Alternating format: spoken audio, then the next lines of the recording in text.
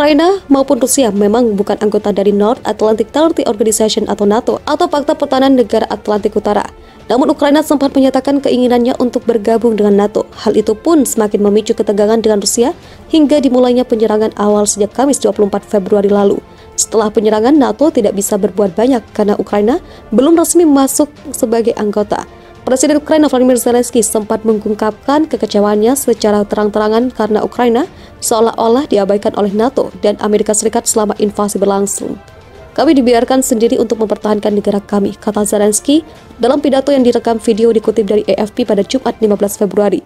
Dikutip dari Reuters, sejauh ini NATO hanya mengirimkan NATO Response Force (NRF) ke wilayah negara anggota untuk menjaga kedamaian dan mencegah serangan meluas. Pasukan Inggris tidak akan dikirim untuk berperang melawan Rusia, kata Menteri Pertahanan Inggris Ben Wallace pada Sabtu 26 Februari. Namun sejumlah negara anggota NATO seperti Polandia dan Prancis dikabarkan mulai membantu Ukraina dengan mengirimkan pasukan persenjataan. Teranyar, sebanyak 27 negara sepakat melakukan langkah serupa.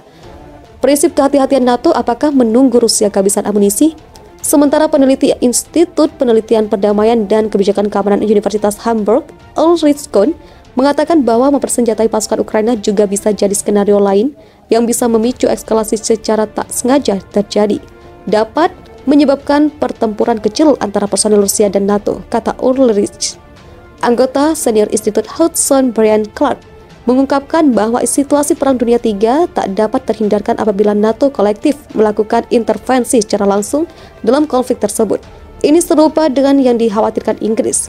Brian menilai konflik antara Ukraina dan Rusia dapat menjadi awal konfrontasi global yang memicu konflik di wilayah lain. Terlebih, Ukraina bukan anggota NATO sehingga blok barat tak punya dasar untuk menggerakkan pasukan. Rusia dapat mengelola operasinya di Ukraina untuk menjaga agar konflik tidak meningkat di luar kendali. Ucap mantan Direktur Naval Operation Strategy Study Group, Amerika Serikat, NATO, dan Uni Eropa telah berdamai untuk tidak melakukan intervensi militer. Pakar militer menyebut kalau angkatan bersenjata Ukraina kalah jika dibandingkan dengan jumlah pasukan dan persenjataan Rusia. Namun Ukraina mampu meningkatkan perlawanan yang signifikan dan menimbulkan banyak korban saat Rusia memulai apa yang akan mungkin menjadi invasi skala besar. Diketahui kalau tentara Ukraina sudah lebih terlatih. Mereka saat ini sudah lebih siap dibandingkan pada 2014 ketika Rusia merebut semenanjung Crimea dari Ukraina tanpa perlawanan. Alasan lainnya, para tentara Ukraina secara luas dipandang sangat termotivasi untuk mempertahankan jantung negara itu. Berdasarkan data analisis, militer memperkirakan kalau pertahanan anti pesawat dan anti rudal Ukraina lemah, apalagi Rusia menggunakan keunggulan dalam peperangan elektronik untuk melumpuhkan komando dan kendali musuhnya dengan memutuskan komunikasi unit-unit di lapangan. Sebagai informasi, negara-negara barat juga telah membantu Ukraina, terutama Amerika Serikat telah memberikan lebih dari 2,5 miliar dolar bantuan militer sejak 2014, termasuk rudal anti-tank Javelin, kapal patroli pantai, Humvee, senapan sniper, drone pengintai, sistem radar, penglihatan malam, dan peralatan radio. Sebelumnya, Inggris juga ikut membantu dengan memasok Ukraina 2.000 rudal anti-tank jarak pendek yang dilaporkan pada Januari 2022 lalu. Mereka pun mengirim spesialis Inggris untuk memberikan pelatihan. Disediakan pula kendaraan lapis baja Saxon untuk Jerman. Pihaknya membiayai sebuah rumah sakit lapangan senilai 6 juta dolar dan memberikan pelatihan. Sudah berapa biaya yang dikeluarkan Rusia? Penyerbuan Rusia ke Ukraina dikabarkan tidak berjalan sesuai rencana dan akan gagal jika Kiev tidak jatuh dalam 10 hari karena Vladimir Putin akan kehabisan uang. Laporan Daily Mirror, operasi invasi tersebut diperkirakan menelan biaya 15 miliar pound sterling atau 288 triliun rupiah setiap hari. Rusia dikatakan terkejut dengan perlawanan yang dilakukan oleh Ukraina. Sumber-sumber intelijen mengatakan perencanaan taktis yang buruk oleh Rusia telah mengakibatkan invasi memakan waktu lebih lama dari yang mereka harapkan.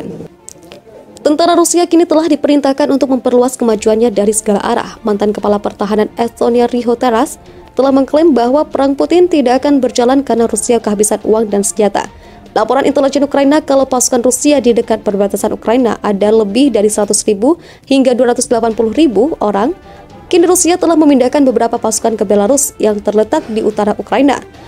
Teras menambahkan bahwa dia yakin Putin harus memasuki negosiasi dengan Presiden Ukraina Volodymyr Zelensky jika tentaranya gagal merebut ibu kota Kiev dengan segera. Anggota parlemen itu menulis di Twitter, Rusia terkejut dengan perlawanan sengit yang mereka hadapi. Ukraina harus menghindari kepanikan. Ukraina harus tetap kuat dan kami harus memberikan bantuan. Daily Mirror melaporkan mengutip sumber-sumber intelijen Ukraina bahwa perang itu merugikan Rusia sekitar 15 miliar pound sterling per hari dan persediaan roket mereka hanya untuk 3-4 hari. Teras mengatakan Rusia menggunakan roket dengan hemat. Rencananya hanya untuk menakut-nakuti penduduk Ukraina dengan menembakkan rudal secara acak ke bangunan tempat tinggal untuk mengintimidasi orang. Teras menambahkan bahwa Putin berharap agar Presiden Zelensky melarikan diri dari negaranya. Sementara Menteri Angkatan Bersenjata James Happy mengatakan pasukan Rusia tidak membuat kemajuan yang mereka harapkan. Dia memperingatkan bahwa tentara Ukraina akan menghadapi berhari-hari, berminggu-minggu, berbulan-bulan lagi. Pertempuran sengit karena Presiden Rusia Vladimir Putin berusaha untuk menggulingkan pemerintah Ukraina. Ini akan menjadi kerja keras yang panjang. Ini akan menjadi brutal. Kita akan melihat beberapa hal yang menghebohkan di layar TV kita. Ukraina maupun Rusia memang bukan anggota dari North Atlantic Treaty Organization atau NATO atau Pakta Pertahanan Negara Atlantik Utara.